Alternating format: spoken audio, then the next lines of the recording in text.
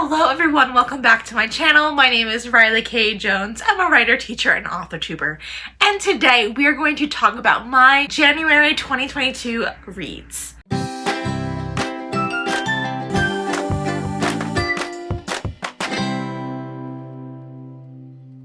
So January, I think we got off to a great start comparatively to like the last 6 months of 2021.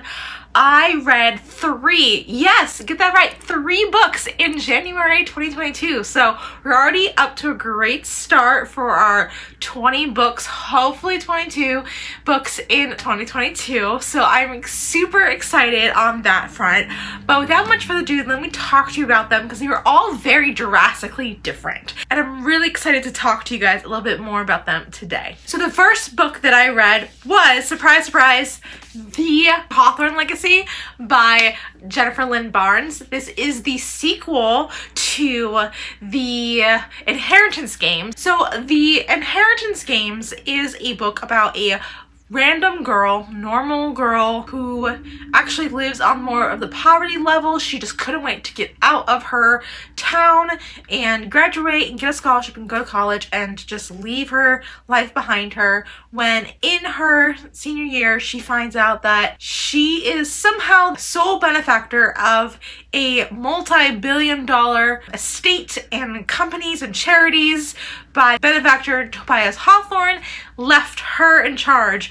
Meanwhile, she's not related to him. She has no idea who he is, and the family has somehow been left out of the whole will, and so she goes out and finds that it's like a Knives Out meets Escape Room meets YA. It's really, really nicely well done, and the Hawthorne Legacy is falling off that train and figuring out who the Hawthorne is. So I read the Inheritance Games in December, and so as soon as I got this for Christmas, I kind of tore into it the first 2 weeks of January. I, again, loved it. She does a great job kind of exploring the world a little bit more, and the characters, I feel like the characters also were better in this book. Like, there were some characters in the first book, they're kind of like, they're just kind of like the bad boy, like, I don't know if like they should be together, but they really showed a more vulnerable side that I just loved, and like you could see the growth for the characters too. So there was a lot of cool things on that end with that. She did a great job just exploring some of the mysteries, because like she did leave some clues in the first book that kind of tied into the second book, which she did absolutely fantastic, and I can't wait to read the final gamut coming out later in 2022. That one is going on my TBR list, and hopefully I'll be reading it at the end of this year. The next book that I read is different. It is a romance. It's a YA romance, just to get into the more of the Valentine's Day mood of like, let's just kind of read something easy and fun, and that is 11 Paper Hearts by Kelsey Hartwell. So this book follows a girl named Ella, and her life before was pretty much what you would think would be perfect. She had a wonderful life, but then around Valentine's Day the year prior to the book, she got into a major car accident, and she lost 11 weeks of her memory prior to the accident, and she could not remember what happened.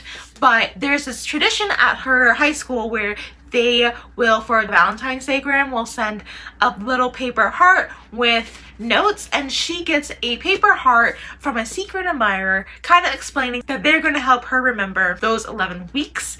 And at first, it did take me a little bit, to be honest, to get into the book and into Ella's life, because it had a Mean Girl type feel with her friend group, and I didn't like that. Like, I felt like she was kind of like off-putting at first, but then you realize that that's not who she wanted to be, and she was already feeling that like, I don't want to be with these friends, they just kind of like are my friends, and like her trying to figure out, should she stay friends with them, or should she branch out and just show kindness to other people? She does grow on you. The first like 2 chapters was kind of like, I don't know if I like her.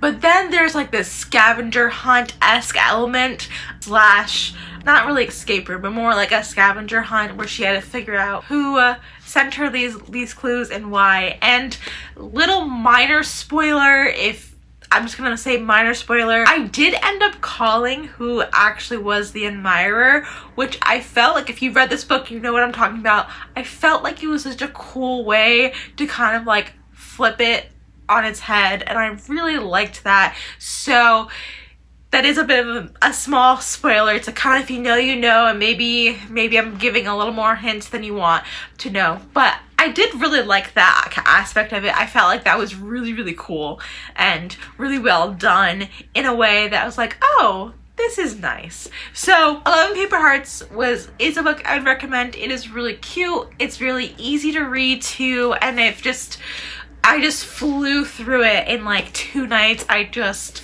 sat there and I wanted to keep reading. It was very well done, and so I highly recommend 11 Paper Hearts. The next book that I read, I actually do not have a copy of it, but I'll put it on screen now. It is The Great Divorce by C.S. Lewis. So I love C.S. Lewis. I read quite a few of his works. I read most of the Chronicles of Narnia and Mirka Shandy and the Screwtape Letters, and I really do. His style is very deep and layered and just really symbolic and allegorical, and I just really love that style. So what The Great Divorce is about is, it's kind of like a modern day take on Dante's Inferno. If you have read Dante's Inferno, you know what I'm talking about, but if you haven't, here's a quick like brief summary of Dante's Inferno.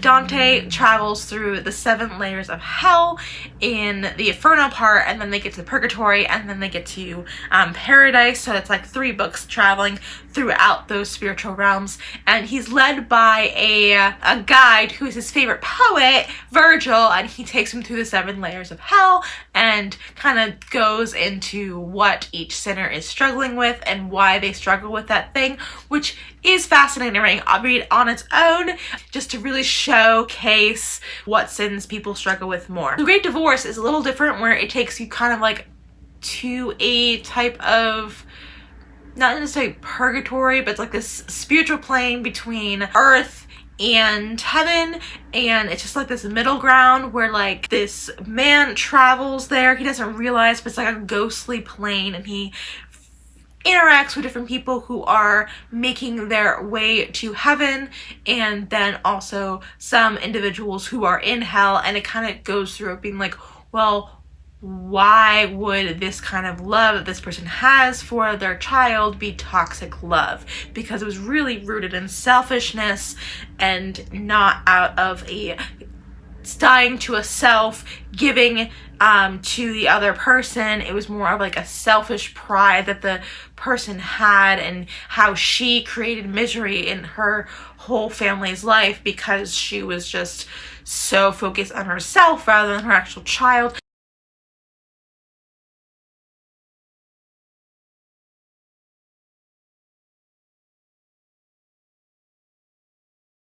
Like there's just like a lot of like instances like that where I thought it was really fascinating read. I encourage you guys to check it out. He brings out some really great points that do require some contemplation and questioning and like a lot of good thinking points. But those are the 3 books that I read in January 2022. I really highly recommend all those books. I'll give all of them a 5 stars for each different reason that I've given you guys. And that's all for today's video. Let me know in the comments below, what did you guys read in January 2022? And if you like this video, please make sure to give this video a nice big thumbs up. It lets me know that you like videos like this one. And if you haven't already, click subscribe. I release all new videos on all things writing and reading every Thursday. Thank you guys so much for watching. Keep writing, keep reading, and stay creative. Bye!